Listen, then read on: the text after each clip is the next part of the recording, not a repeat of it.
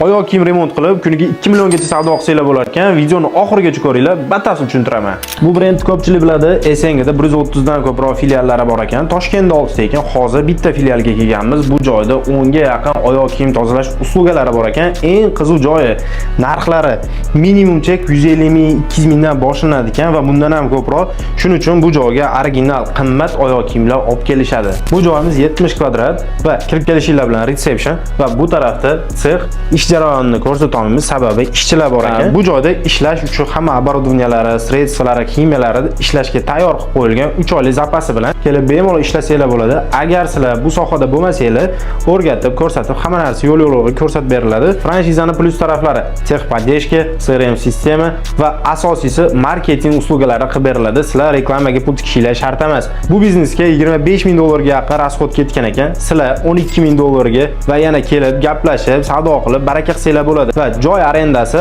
500 dollardan oyma-oy to'lab yurgizsanglar bo'ladi va eng qiziq joyi 50% to'lab nasiya savdoga ham olsanglar bo'ladi.